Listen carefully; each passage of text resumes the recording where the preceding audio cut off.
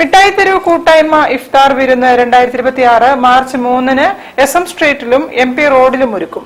5000-ലേറെ ആളുകൾ പങ്കെടുക്കുമെന്ന് പ്രതീക്ഷിക്കുന്നതായി കൂട്ടായ്മ ഭാരവാഹികൾ പറഞ്ഞു.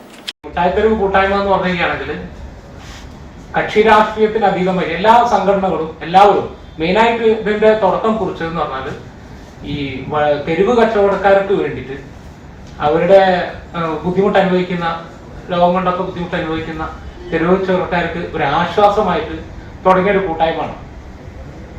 അതുകൊണ്ട് തന്നെ ഇപ്പൊ ആ തെരുവ് കച്ചവടക്കാരിൽ നിന്നും മാത്രമല്ല ഇപ്പോൾ വ്യാപാരികളും മറ്റുള്ള ആളുകളും മറ്റുള്ള ചുമട്ട് തൊഴിലാളികളും ഒക്കെ എല്ലാവരും ഇതിനെ സപ്പോർട്ട് ചെയ്യുന്നു. അപ്പൊ അതുകൊണ്ട് തന്നെ നല്ലൊരു ഐക്യമാണ്, ഒരു കൂട്ടായ്മയാണ് നമുക്ക് ആ ഏരിയയിൽ സൃഷ്ടിച്ചെടുക്കാൻ സാധിച്ചതെന്നുള്ളതാണ് അതിന്റെ പ്രത്യേകത. അപ്പൊ ഇന്ന് പല സഹായങ്ങളും നമ്മൾ ചെയ്തിട്ടുണ്ട്. അപ്പൊ ഈ ഇഫ്താർ വിരുന്നതാണ്.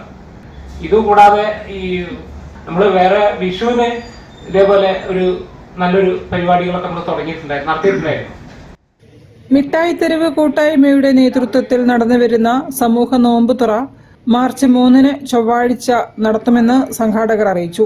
ബുദ്ധിമുട്ട് അനുഭവിക്കുന്ന മിഠായി തെരുവിലെ തെരുവ് കച്ചവടക്കാർക്ക് ആശ്വാസമായി തുടക്കം കുറിച്ച കൂട്ടായ്മയാണ് മിഠായി തെരുവ് കൂട്ടായ്മ.